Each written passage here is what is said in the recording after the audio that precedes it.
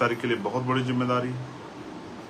तो मैं अपनी बात की शुरुआत करता हूं एक ऐसी घटना जो कर्नाटक में घटी। भारत में जाति है, जाति व्यवस्था में ऊंच नीच है। पहले वर्ण थे, फिर जाति बनी, और जाति की जो असमानता है उसका जो अन्याय है वो बहुत कठोर है। कर्नाटक में एक जगह पड़ती है चित्रकूट।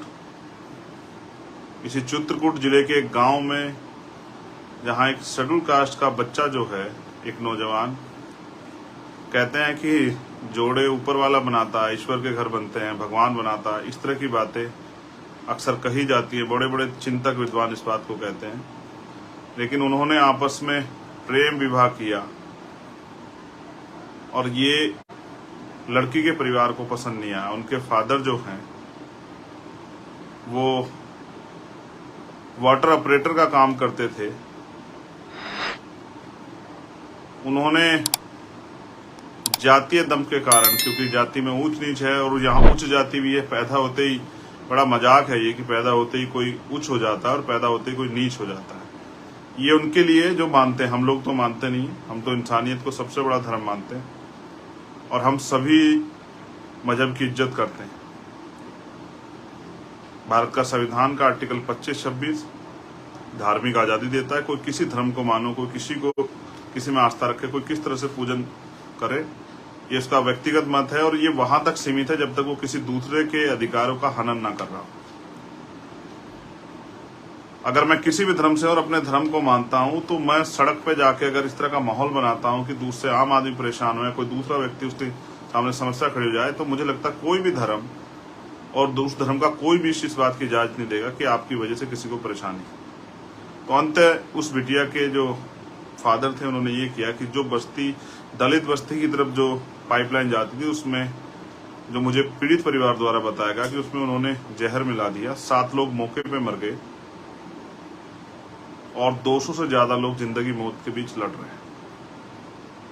और इतनी बड़ी घटना को पुलिस प्रशासन ने सिर्फ दूषित पानी का मामला कह के टालने का प्रयास किया। मैंने उस पर अपनी बात भी रखी थी। मैं कार्रवाई की जानकारी भी ले रहा हूं। मैं ये बातें आप लोग को इसलिए बता रहा हूं कि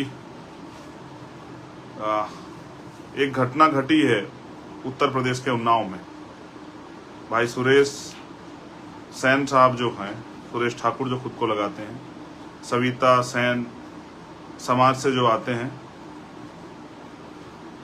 उनकी हत्या हुई है। उनको इतना पीटा गया कि इतने उनकी जान चली गई। जब मैंने उन पर ट्वीट किया तो पुलिस ने, उन्नाव पुलिस ने मुझे टैग करते हुए ये बहुत बड़े बड़े उसमें लिखा, एक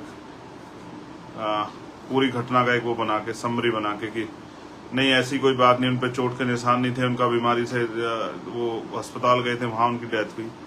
तो किस तरह से पुलिस जो है मामले को दबाने का काम करती है सरकार के सारे पे। ये बात मैंने इसलिए आपको बताई कि सरकार के लोगों ने भी कहा और प्रशासन के लोगों ने कहा कि ये मामला दूषित पानी का था, तो उससे अन्य किसी बस्ती का कोई एक भी आदमी इफेक्टेड क्यों नहीं हुआ। ये मामला दूषित पानी का नहीं, ये दूषित सोच का मामला है। जो हीन भावना, जातीय दम, जातीय दमन, जातीय कुंठा, जाति व्यवस्था की वजह से बनी हुई है देश में, ये उसका मामला है। इसलिए हम लोग जो हैं जाति व्यवस्था के बहुत कठोर विरोधी, शायद हमसे ज्यादा जाति व्यवस्था कोई विरोधी ना, और हम चाहते हैं जाति व्यवस्था को डायनामाइट लगा के उड़ा देना चाहिए कि इंसान बन जाए और उसका एक ही मजहब, उसको जो सबसे पहले पालन करना चाहिए वो इंसानियत। अगर उसे दूसरे की तकलीफ पे तकलीफ होती है तो फिर उसको इंसान माना जाना चाहिए। बाकी उसको धर्म की आजादी, वो अपने धर्म को माने। एक घटना भिंड में घटी है जहां 4 लोग एक नौजवान को पीट रहे हैं, उससे जय श्री राम के नारे लगा रहे हैं, फिर वो उससे जातिगत नारे लगा रहे हैं, फिर वो कह रहे हैं कि भाई ये कहो कि तुम हमारे बाप हो, कुछ इस तरह की बात कह रहे हैं। उसकी वीडियो भी बन रही है बाकायदा। वो एक सामाजिक संदेश है। उसका अपराध ये है उस बच्चे से मेरी आज बात हुई, सुरेश जी की पत्नी से मेरी कल बात हुई थी, लेकिन उस बच्चे से आज मेरी बात हुई और उसने मुझे बताया कि उसने सिर्फ उसका अपराध ये था कि उसने अपनी जो भी उसके पास व्हीकल था उस पर जाटव लिखवाया हुआ था। इस बात से नाराज होकर उन्होंने उसको पीटा और इस तरह के उसको अपशब्द कहे। मैं समझता हूं कि अगर श्री राम भी होते तो शायद वो ये ना कहते कि भाई इस तरह से मेरे लोगों द्वारा पीटो और इसके मेरे जिंदाबाद के नारे लगाओ।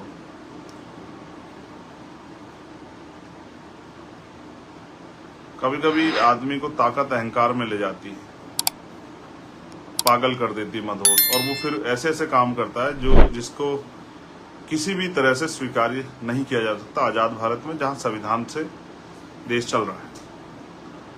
तीसरी घटना, आज हमारी टीम गई थी भिंड में। बहन तोला गुजर की है जिनके साथ अन्याय हुआ। उससे पहले भी एक बच्ची के साथ राजस्थान में अन्याय होता। राजस्थान में आम बात है, लेकिन मुझे तकलीफ है। हमारे वरिष्ठ लीडर्स जो हैं वो वहां गए थे। मुझे उम्मीद है कि संघर्ष के जरिए हम अपने इस परिवार को न्याय दिलाने में सफल हो पाएंगे। और चौथी घटना है नू मेवात की, जिसको आपने देखा किस तरह से लगातार साजिश हो रही है।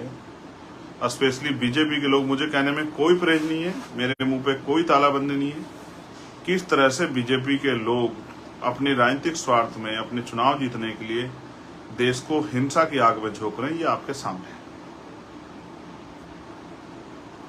मैं किसी भी गलत कार्य करने वाले का पक्षधर नहीं हूं, लेकिन मैं आपसे फिर ये कहना चाहता हूं कि अपने राजनीतिक स्वार्थ के कारण अगर आप किसी भी समाज को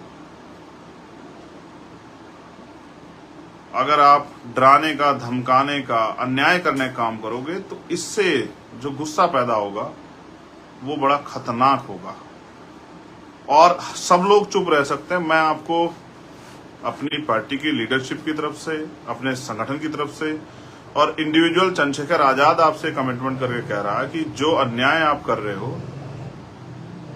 भारतीय जनता पार्टी के लोग, राजनीति यहीं रहेगी, देश बड़ा है, इस बात को आपको समझना चाहिए। अपने देश को अपने सिर्फ राजनीतिक स्वार्थ के चलते कमजोर करना, नफरत फैलाना, ये इसका एहसास आपको नहीं पता कि ये जख्म कितने दिनों में भरेंगे। और मैं आश्वस्त होकर कहता हूं हर कमजोर वर्ग को, हर पीड़ित वर्ग को, जैसे मणिपुर में उन बहनों के साथ हमारी अन्याय हो रहा है और स्पेशली वो वहां के क्रिश्चियन समुदाय के लोगों को टारगेट करने के लिए वो सब चीजें की गई, उनको नुकसान पहुंचाने के लिए बहुत हजारों की संख्या में चर्च जलाए गए हैं। जैसे आपकी आस्था अपने धर्म के प्रति, ऐसे दूसरे की भी आस्था अपने उनके धर्म के प्रति है।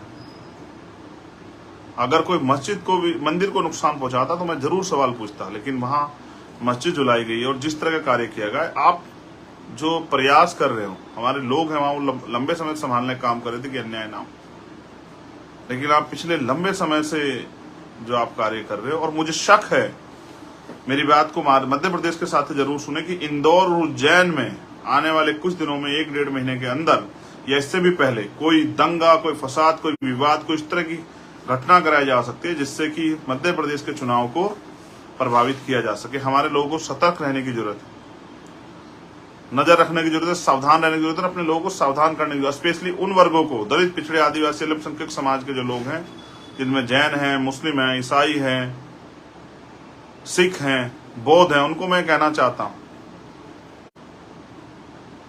कि ये सारी हिंसा ये प्लांटेड है।